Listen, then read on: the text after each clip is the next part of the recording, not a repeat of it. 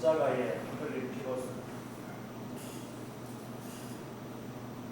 예수 십자가에 흘린 피로서 그대는 신기하는가 그는 내 기대하는 능력 그대는 참으리 한가 예수의 도를 그대는 신기하는가 마음속에 여러 가지 죄악이 깨끗이 씻기려는가 예수와 만나서를 함께 그대는 행복을 한가 아무 때가 어디서나 그대 십자가 붙들고 있는가 예수의 보혈로 그대는 씻기려는가 마음속에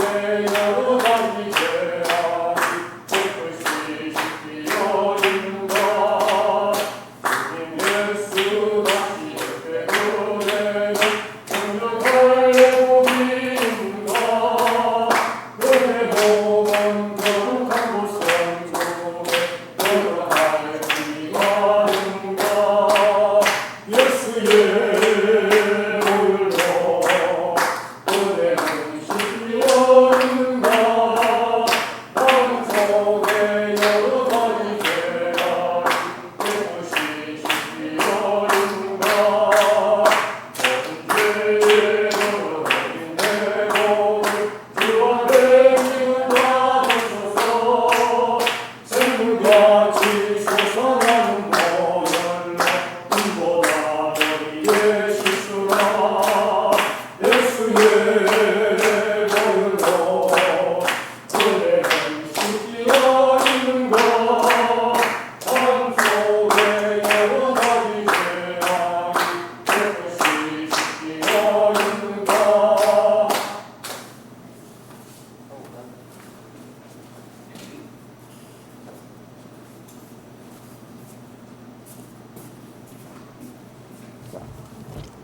293장 찬송합니다.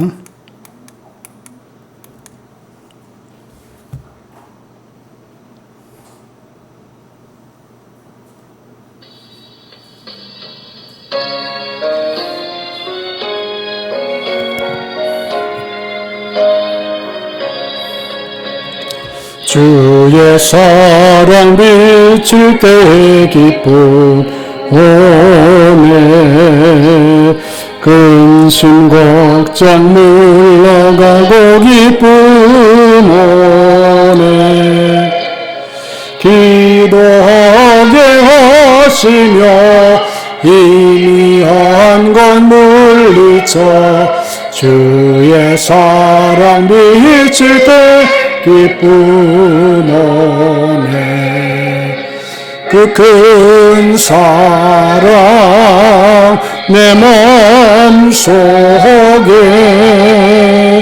충만하게 비칠 때 찬송하네 그 큰 사랑 내 마음속에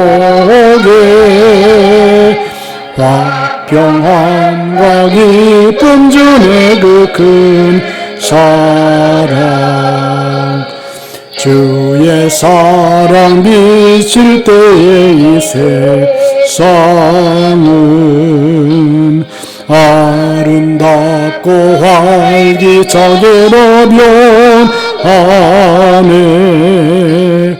화평 중에 내 영혼 영광스러운 새 생명 다시 찾게 되었네 그 큰 사랑 그 큰 사랑 내 맘 속에 충만하게 비칠 때 찬송하네 그 큰 사랑 내 맘 속에 와 평안과 기쁨 중에 그 큰 사랑 주의 사랑 미칠 때의 이 세상은 어둠 슬픔 중 한 짐이 다 사라져 우리들의 가는 길 밝히 비춰주시며 복을 받게 하시네 그 큰 사랑 그 큰 사랑 내 마음속에 충만하게 비칠 때 찬송하네 그 큰 사랑 내 마음속에 화평함과 기쁨 주네 그 큰 사랑 위에 사랑 비칠 때 그 광채가 찬란하게 우리 둘러 비치겠네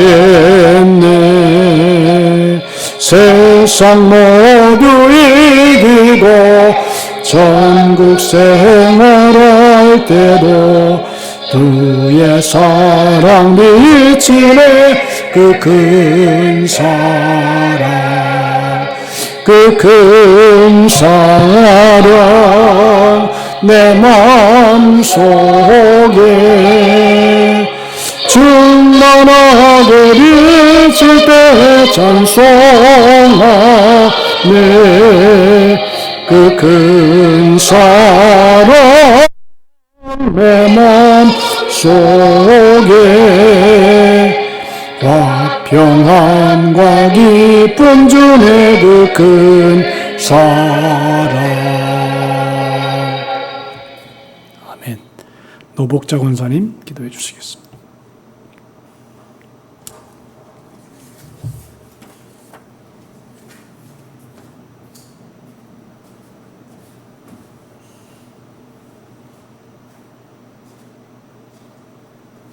하나님 아버지 감사합니다. 언제나 사랑하시고 언제나 함께하시고 인도하시는 주님 감사합니다. 주님을 거룩한 날 저희들 사랑하시어 불러주시는 주님 감사합니다. 이 시간 우리의 마음이 오직 주님께로 향하려 하시고 온만 나의 예배드리게 하옵소서. 이 나라를 사랑하시고 여호와를 하나님을 여호와로 삼는 나라 하나님을 기업으로 삼는 나라 되게 하옵소서. 온 민족이 내 나라 내 땅을 사랑하게 하시고 내 북한의 마음을 주시옵소서. 윤 대통령이 새 사람 되게 하시고 하나님을 진심으로 찾게 하시며 요셉과 같이 다니엘과 같이 지혜를 주시고 나라를 잘 끌어가게 하옵소서. 나라가 안정되게 하시고 경제가 다시 살아나게 하시고 안보가 튼튼하며 모든 나라에 영향을 있는 나라 되게 하옵소서. 북한의 핵 미사일로부터 지켜주시고 김정은이 하나님 앞에 무릎 꿇은 바로와 같이 되게 하시고 복음으로 통일되게 하옵소서. 우리 목사님 강건하게 붙들어 주시고 주님의 능력이 충만하게 하시고 말씀의 권세를 다하여 주시옵소서. 목사님의 가정에 은혜와 복을 다하여 주시옵소서. 우리 교회가 소문난 교회 되게 하시고 모여드는 교회 찾아오는 교회 되게 하시고 이들의 부흥의 역사가 다시 있게 하옵소서. 모든 걸 주님께 맡기며 주님께 감사를 드리며 예수님 이름으로 기도드리옵나이다. 아멘. 하나님 말씀 사무엘하 7장 1절로 9절입니다. 교도가 있습니다. 여호와께서 주위의 모든 원수를 무찌르사 왕으로 궁에 평안히 살게 하신 때에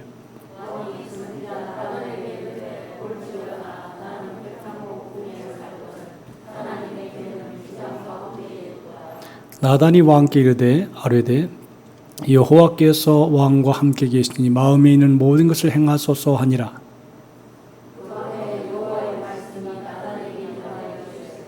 가서 내 종 다윗에게 말하기를 여호와께서 이와 같이 말씀하시되 내가 나를 위하여 내가 살 집을 건축하겠느냐.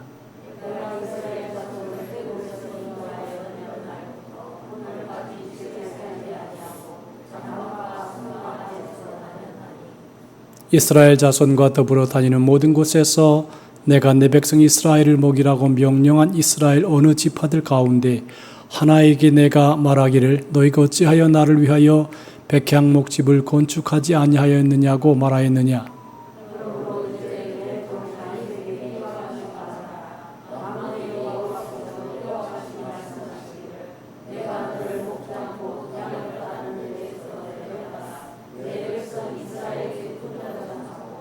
다 같이 내가 가는 모든 곳에서 내가 너와 함께 있어 내 모든 원수를 내 앞에서 멸하였은즉 땅에서 위대한 지도자들의 이름같이 내 이름을 위대하게 만들어 주리라. 아멘. 노복자 장용순 권사님.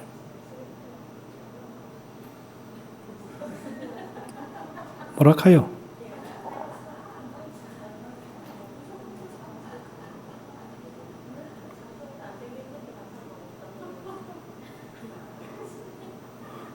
뭔 소리 하겠다는 거요? 안 했다?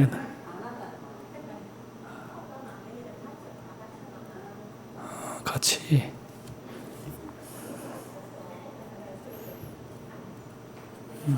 준비를 안 했다고요? 그냥 합시다, 그럼. 한번 기도합시다. 하나님 아버지, 오늘 귀한 성일 하나님 앞에 나와서 주의 말씀을 대합니다. 말씀 안에서 하나님의 음성을 듣게 하시고 하나님의 선한 뜻을 깨닫게 하시며 하나님의 마음에 감동을 일으킨 우리 모두가 되게 해 주옵소서. 성령님 감화와 감동을 부어주시기 원하오며 예수님의 이름으로 기도하옵나이다. 아멘. 사람이 일평생을 살아가다가 보면 단계가 있는 것 같습니다. 결혼을 하면 자녀를 낳고 또 경제적으로 상당히 부담을 지게 되고 아마 나이가 좀 한 5, 60대, 60대 이상은 돼야지 결혼을 시키고 조금 안정이 되지 않나 그런 생각이 들기도 합니다. 애들을 다 결혼을 시켜야 안정되게 조금 생활할 수 있지 않나 그렇게 보는데요. 오늘 이제 이 다윗을 보면 오랫동안 피난 생활을 했습니다. 사울이 끊임없이 다윗을 찾아서 죽이려고 합니다. 사울 왕이 드디어 죽자 그가 이스라엘의 왕이 되었습니다. 자기를 괴롭힐 사람이 없습니다. 그러니까 궁전에서 이제 오랜만에 편안한 생활을 하게 됐습니다. 사람도 이제 가만히 보면 편안한 생활할 때가 있잖아요. 편안한 생활할 때에 뭘 생각하느냐 참 중요해요. 애들도 다 결혼했고 그 다음에 편안하게 생활할 때에 그때 무엇을 생각하느냐가 중요하거든요. 이제 그때 잘못 생각을 하게 되면 대단히 어려움을 당할 수도 있고 그 평안한 때에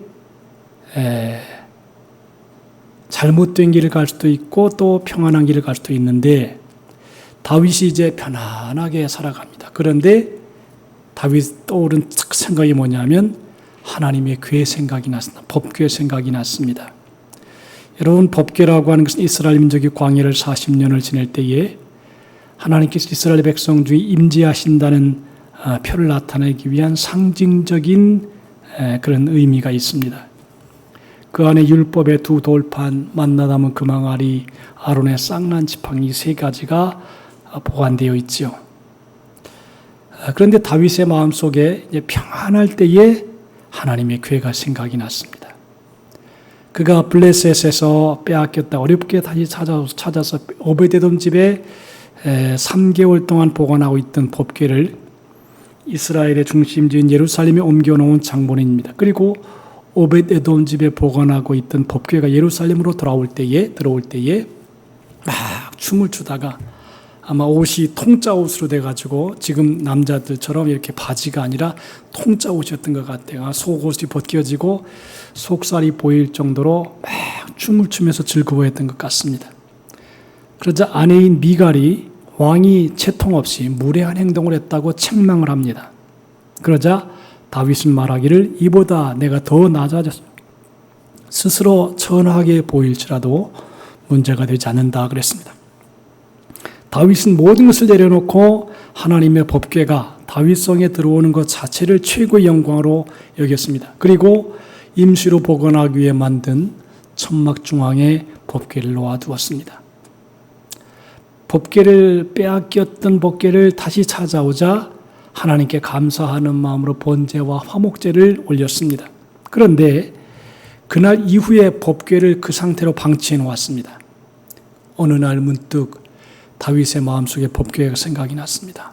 여기 보니까 1절과 2절에 여호와께서 주의 모든 원수를 무찌르사 왕으로 궁에 평안히 살게 하신 때에 왕이 선자 나단에게 이르되 볼지어다 나는 백향목 궁에 살거늘 하나님에게는 휘장 가운데 있도다 그랬습니다. 그러니까 다윗은 백향목 궁에서 백향목 궁이라니까 백향목 나무를 가지고 왕궁을 세워서 물씬물씬 백향목 냄새가 나고 또 아주 즐겁게 생활하고 평안하게 생활할 그때에 뭐라고 그랬느냐?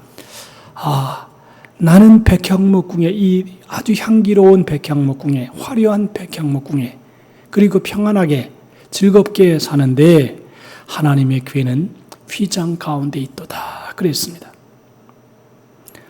자신은 당시 최고의 건축 기술을 가진 두로의 목수와 석들이 와서 건축한 백향목으로 만든 궁에 살고 있었습니다. 하나님의 궤는 천막 속에 아무렇게나 방치되어 있는 것이 너무도 죄송했습니다.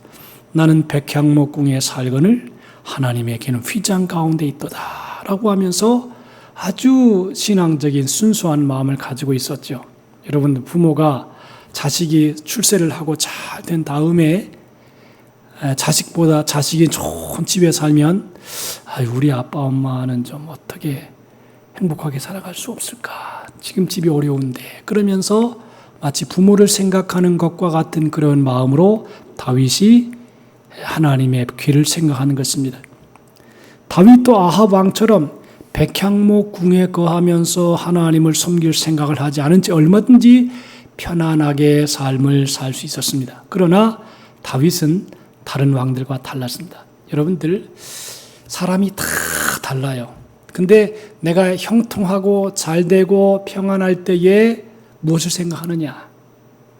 이 다윗은 자기가 형통하고 잘될 때에 하나님의 궤를 생각하는 거지. 성경에 보면 다 똑같이 이런 생각을 하지 않습니다. 하나님의 궤가 휘장 가운데 천막 가운데 있는 것이 마음에 걸린 그러한 마음왕은 다윗밖에 없습니다. 이게 특별한 마음이죠. 자식이 잘 돼서 부모가 좀 안 좋은 집에 거하면 참 좋은 집에 우리 부모님이 거했으면 그래서 부모님을 먼저 좋은 집을 마련해 드리고 자기 집을 건축할 수도 있겠죠. 자, 사람이 평안하고 재물을 많이 모으면 그때 생각을 한번 체크해 봐야 돼요. 이제 걱정도 없고 생활에 염려도 없고 옛날처럼 그렇게 돈 들어갈 일도 많이 없고 그러면 내가 어떻게 살아가야 되겠는가에 대한 얘기입니다. 대부분 사람들이 자기가 평안하게 살면 더 좋은 집을 원합니다. 더 큰 차를 원합니다. 더 편리하고 좋은 조건을 찾는 것이 사람들의 마음입니다. 그런데 다윗은 달랐습니다. 다윗은 지금 성전을 짓겠다고 말하는 것이 아닙니다. 그는 단순히 법궤는 천막 안에 방치되어 있는데 나는 백향목으로 지어진 궁궐에 살고 있다고 말했습니다. 자, 여기서 하나님께서 다윗의 마음을 아시고 감동을 받으신 것입니다. 자신의 평안한 삶에 비해서 너무나 초라하게 휘장 안에 거하고 계신 하나님의 궤를 더 좋은 곳으로 모셔야 된다는 생각을 말한 것뿐인데 그 자체가 감동이 되었다는 것입니다. 여러분, 감동이라고 하는 것은 참 중요한 일입니다. 감동이라고 하는 것은 감동하게 되면 마음이 움직이게 되고 마음이 움직이게 되면 행동하게 되어 있습니다. 그래서 성경은 하나님의 감동을 받은 사람들이 하나님께 들은 말씀을 전하는 것입니다. 자, 당시 하나님의 선자였던 나단이 말합니다. 왕의 마음에 있는 대로 행하소서 그랬어요. 자, 이거 보세요. 선지자가 다윗 시대에 가장 중요한 역할을 했던 사람은 나단 선지자입니다. 근데 이 나단 선지자가 하는 말이 왕의 마음에 있는 대로 행하소서. 그러니까 왕이요. 당신은 하나님을 사랑하니까 마음대로 행해도 괜찮습니다. 그러니까 있는 대로 행하십시오 그랬어요. 근데 그날 밤에 하나님께서 나단에게 나타나셔서 다윗에게 할 말을 주십니다. 그런데 보세요. 하나님이 다윗에게 나타난 게 아니고 나단에게 나타나셔요. 그건 무슨 얘기냐면 하나님의 종에게 먼저 나타나서 말씀을 주시고 그 말씀을 다윗이 들을 수 있도록 한다는 것이에요. 하나님이 직접 다윗에게 야 다윗아 너 그칠 필요 없어 이렇게 얘기할 수 있잖아요. 근데 하나님이 나단 선지자에게 먼저 나타나셔서 말씀을 하시고 그 말씀을 다윗에게 전해 주십니다. 그러니까 하나님께서 일할 때에 질서를 중히 여기시는 것 같아요. 그냥 다윗에게 야 괜찮아 나 그렇게 안 해도 돼 이렇게 한 게 아니고 먼저 나단 선지자에게 나타나셔서 다윗에게 이렇게 전하라 그렇게 말을 하셔요. 내가 나를 위하여 내가 살 집을 건축하겠느냐 말씀하십니다. 그리고 내가 출애굽 이후부터 지금까지 장막과 성막 안에 거하지 아니하였느냐 내가 언제 너희들에게 나를 위하여 백향목집을 건축하지 아니하겠다고 책망한 적이 있느냐 말씀하시는 것입니다. 자, 이 말은 무슨 말이냐? 하나님이 다윗의 마음을 아주 귀하게 받으셨다는 것입니다. 다윗의 마음. 하나님의 궤는 휘장에 있고 나는 백향목국에 거한다. 비교를 하면서 하나님의 궤를 좋은 데 모시고 싶어 하는 그런 마음이 중요하잖아요. 마음. 그런 마음을 가지고 살아가는 다윗의 마음에 감동이 된 거예요. 여러분들 자식들이 부모를 생각하잖아요. 말 한마디만이라도 고맙지요. 그죠? 우리 막내가 그런답니다.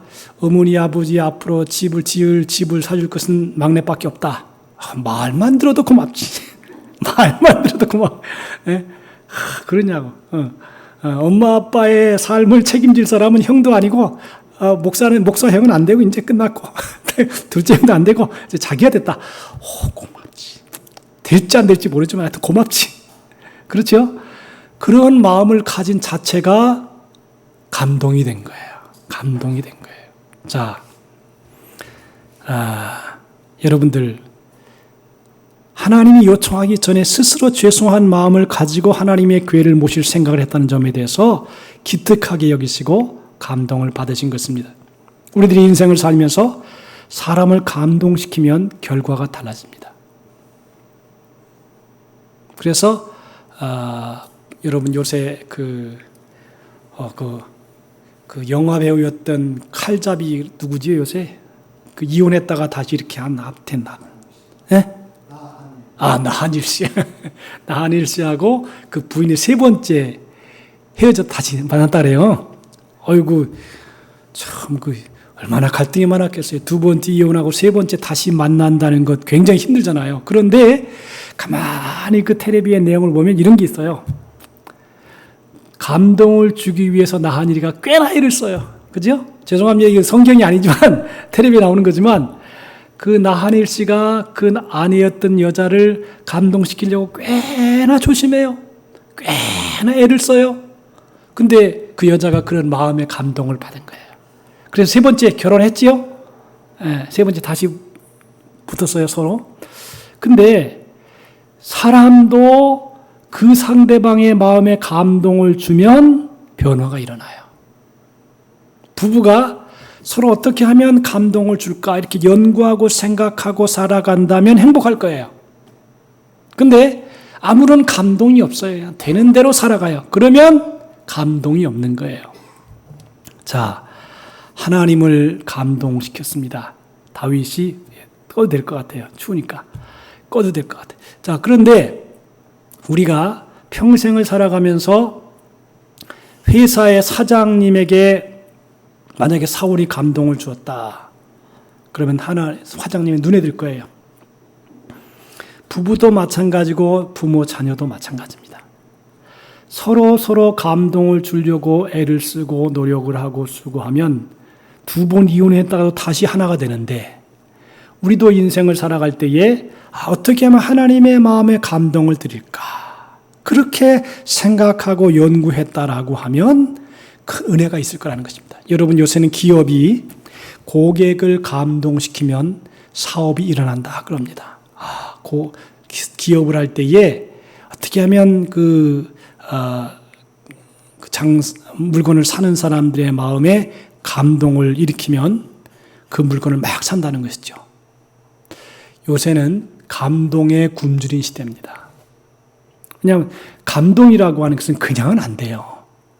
애를 쓰고 수고하고 사랑이 있고 그래야 감동이 일어나는 거지, 그냥 되는 대로 살아서는 감동이 일어나기가 쉽지가 않습니다.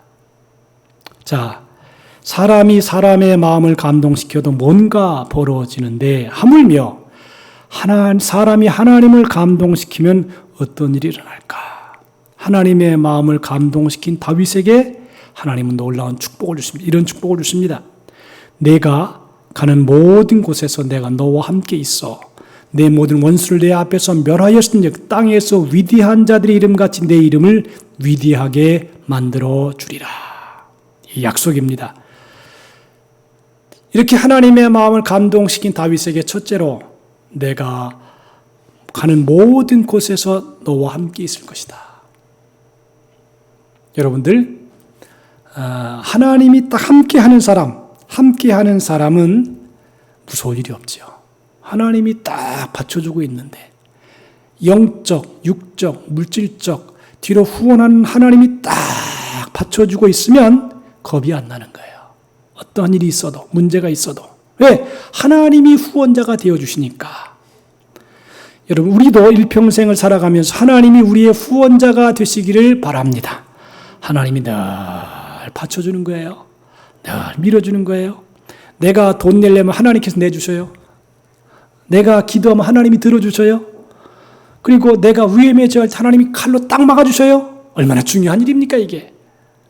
그러니까 다윗은 하나님께서 약속을 내가 너와 함께 있을 것이다 그랬습니다. 그뿐 아니라 내 모든 원수를 내 앞에서 멸하였은즉 그랬어요. 원수를 내 앞에서 멸하는, 원수가 뭡니까?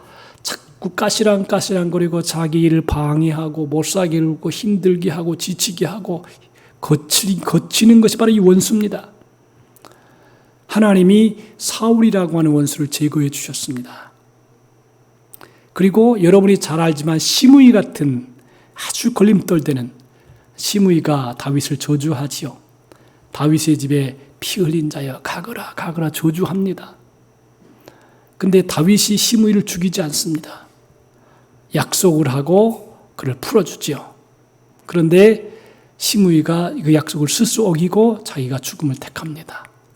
뭐냐? 원수가 내 앞에 자꾸 이렇게 걸고 넘어가면 힘들어지니까 원수를 내 앞에서 다 멸하여 버리리라.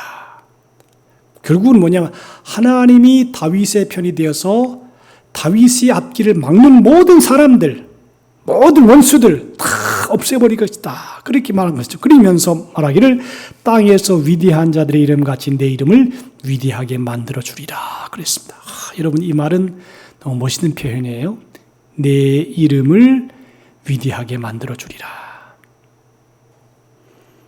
사람이 평생요 명예를 먹고 살아갑니다.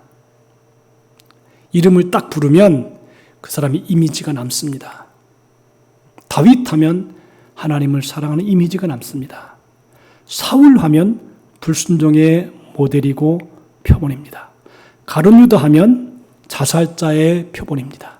그래서 우리가 살아갈 때에 이름을 딱 부르면 그 사람의 이미지가 딱 나타납니다. 근데 하나님은 다윗의 이름을 위대하게 만들어 주리라. 내 이름을 천박하거나 멸시받거나 사람들에게 조속거리가 되는 게 아니고 내 이름을 위대하게 만들어 주리라 그랬습니다.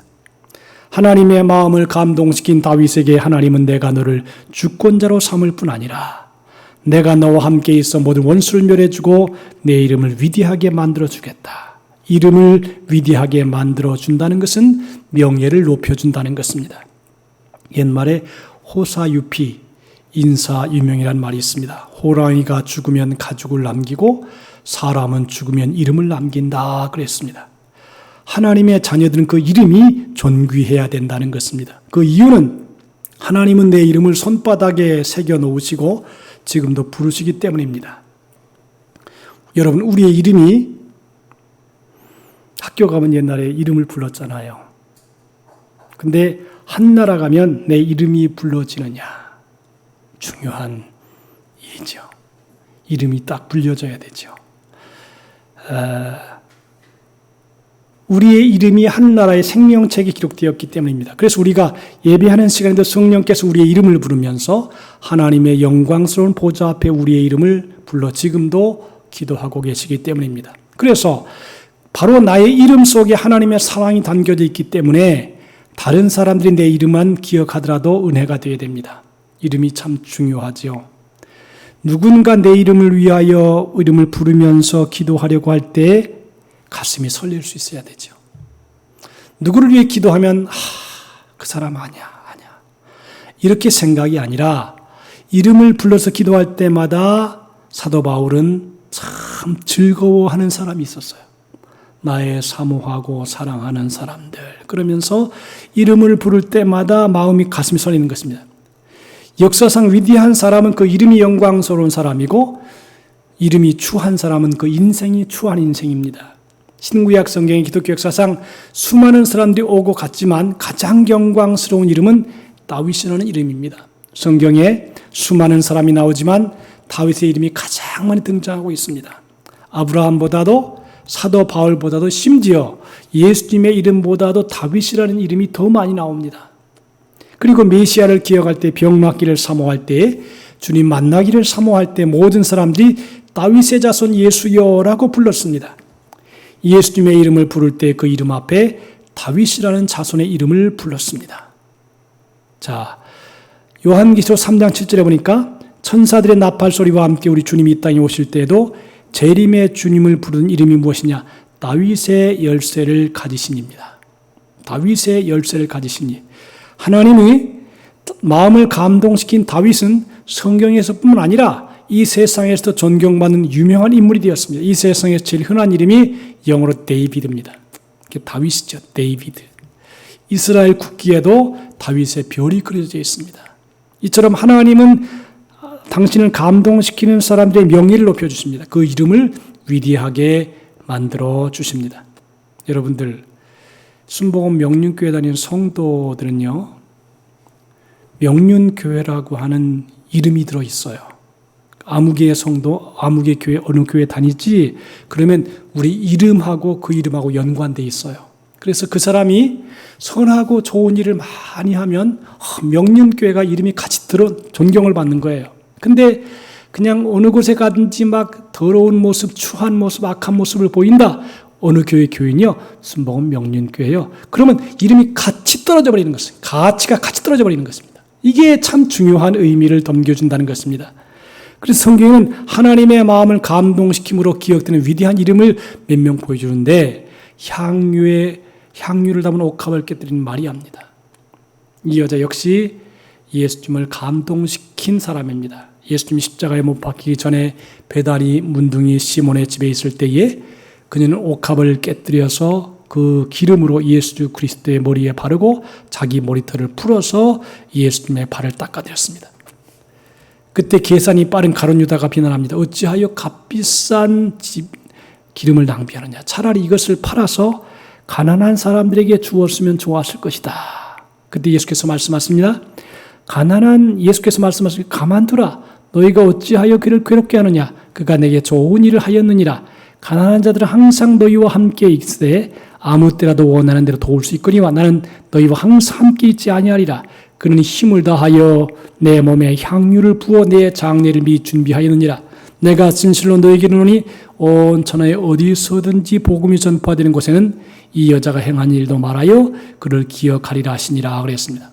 자, 지금 이 막달라 마리아의 행동은 옥합을 깨뜨려서 부은 것입니다. 옥합은 평생 2번 쓴다 그래요. 결혼할 때, 또 남편이 죽을 때.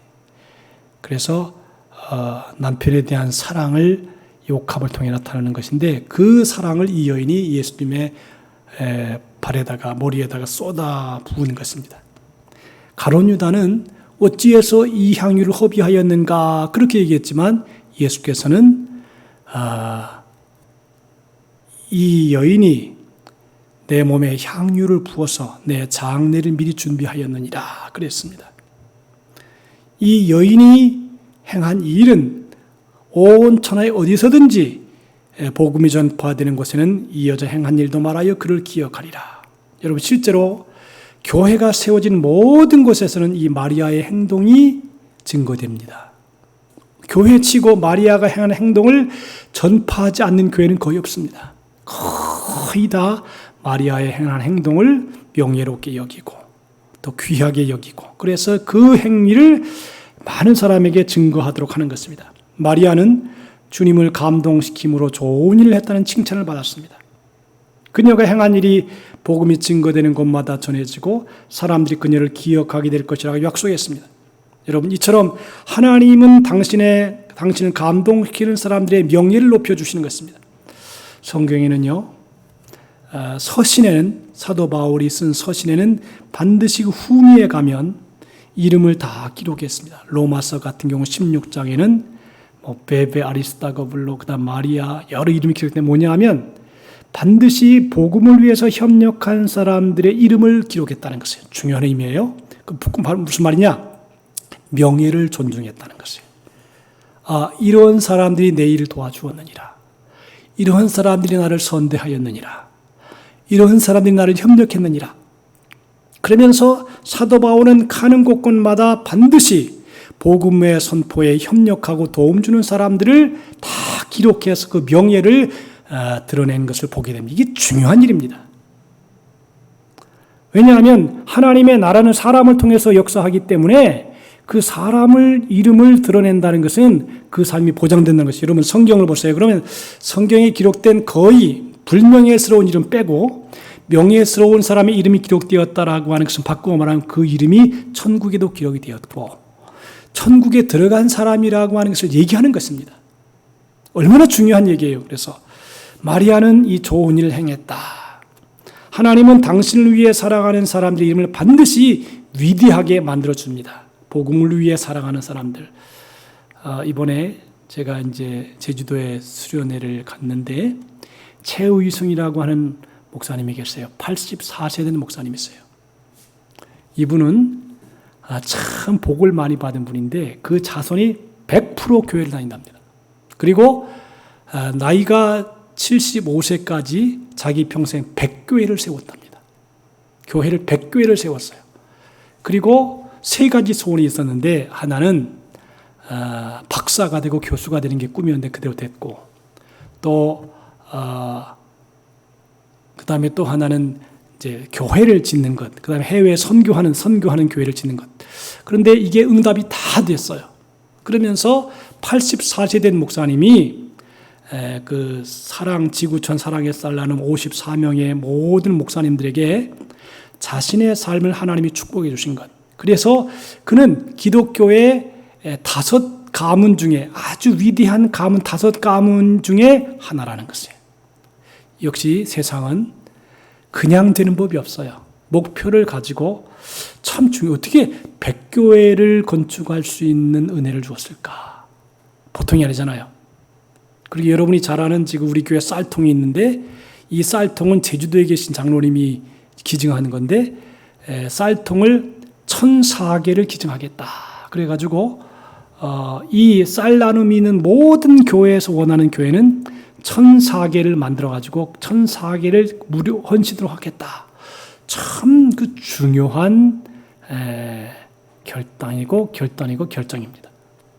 사람이 평생 살아가면서 어떤 명예를 남기느냐 굉장히 중요한 일입니다. 명예라고 하는 것은 그 행동을 통해서 결과가 드러난 것을 사람들에게 모델로 나타내는 것입니다.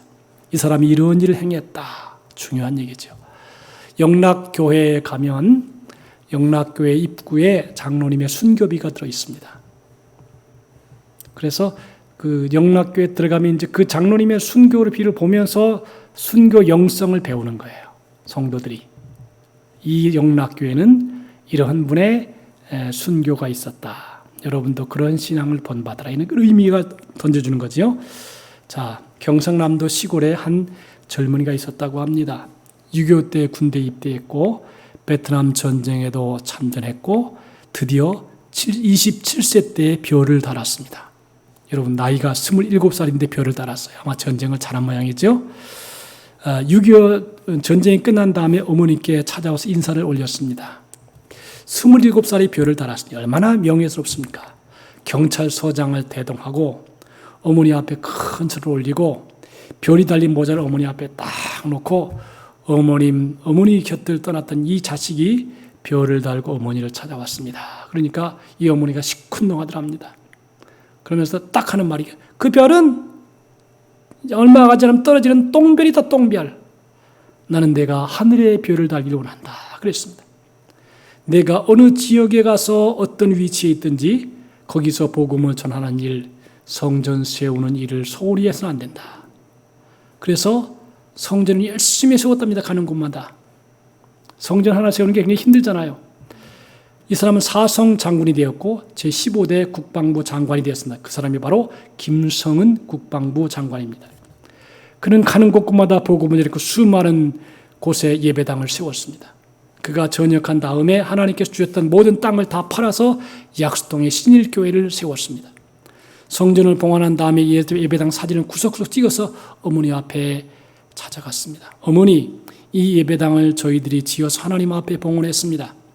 어머니는 눈물을 흘리면서 나는 내가 목사가 되기를 위해서 기도했다. 그런데 내가 목사가 되지는 못했지만 이제야 내가 하늘의 별을 달았구나. 그 예배당을 통하여 몇십 년 뒤 하늘의 별이 되어서 오르게 될 것이다. 무디 영혼을 구원하게 될 것이다. 이제야 내가 땅에서 썩을 별이 아니고 떨어질 별이 아니고 하늘의 별을 달았구나 하면서 기뻐하셨다 그럽니다.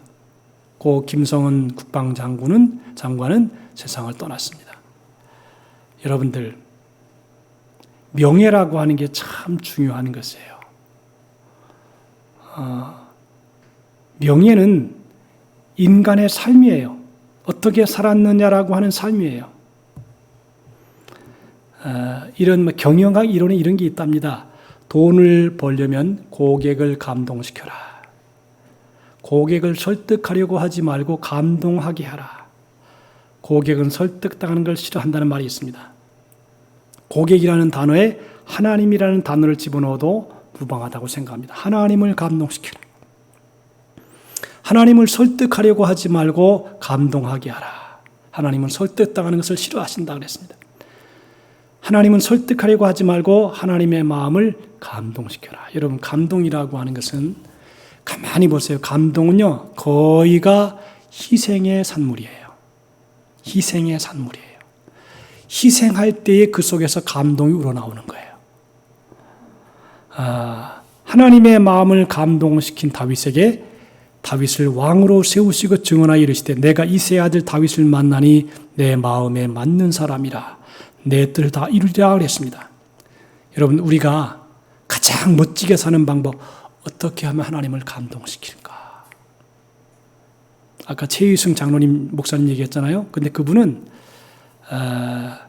자기 고향 교회를 건축을 했는데 온 가족을 다 동원해서 1년 반 동안에 건축을 해서 드렸답니다. 근데 이제 그 담임 목사님이 있을 거 아니에요. 그러니까 그 담임 목사님이 성전을 딱 지은 다음에 너무 감동이 돼가지고 큰 은혜로운 마음의 감동을 가지고 설교를 했답니다. 그것을 잊지 못한다 그래요. 어떻게 하면 내 인생이 하나님 앞에 감동을 드릴 것이냐. 중요한 얘기죠. 근데 그 마음의 감동의 문제는 어디 있느냐?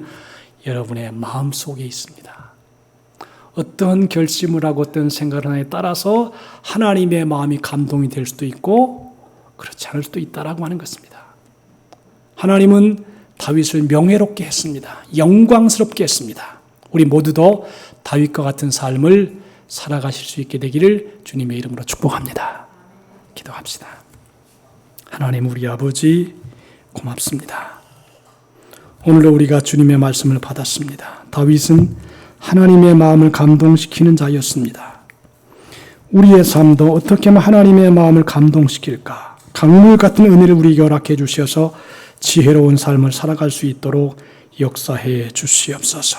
그래서 하나님의 나라가 우리 안에 임하며 주의 영광 드러내기를 원하옵고 예수님의 이름으로 기도하옵나이다. 아멘.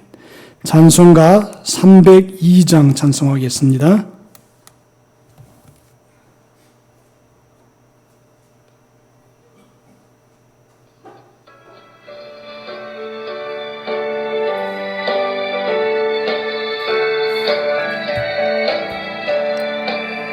내 주 하나님 넓고 큰 은혜는 저 큰 바다보다 깊다. 너보다 주를 끌러 깊은 데로 저 한가운 내가 보라. 언덕 장파에 배 띄워 내 주 예수 은혜의 바로 내 맘껏 져가라. 왜 너 인생은 언제나 거기서 저 큰 바다 물결 보고 금이 모르는 깊은 하려 안 보라. 언덕 장파에 배 띄워 내 주 예수 은혜의 바다로 내 맘껏 져가라. 많은 사람이 얕은 물가에서 저 큰 바다가 잘싸거리는 작은 바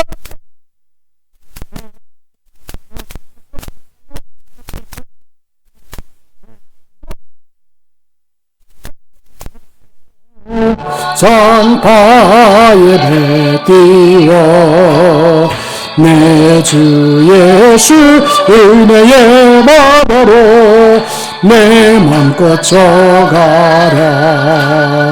자고 가거라 이제고 가라 저 큰 은혜 바다 향해 자고 내 노를 저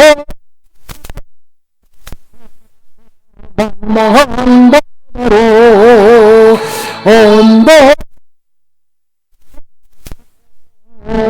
장파에 배 띄워 내 주 예수 은혜의 바다로 내 맘껏 져가라. 여러분, 대화 속에는 감동을 주는 대화가 있지요. 다윗은 하나님께 감동을 드렸습니다. 오늘 우리가 기도를 하는데 하나님의 마음을 감동시키는 기도 우리 입에서 나올 수 있기를 바랍니다. 한 10분 동안 통성으로 우리 하나님을 기쁘시게 하고 하나님을 영화롭게 하는 삶을 살아가도록 은혜를 주시도록 우리 합심으로 주의 일청하고 통성으로 하나님 앞에 기도하도록 합니다. 다 같이 주의 일청하고 기도합니다. 주여 하나님 아버지 감사합니다. 오늘도 우리로 하여금 하나님이 주는 감화와 감동을 가지고 살아갈 수 있도록 인도해 주시기를 바랍니다. 예수의 피로 우리 가운데 역사해 주시옵소서. 인도해 주시옵소서.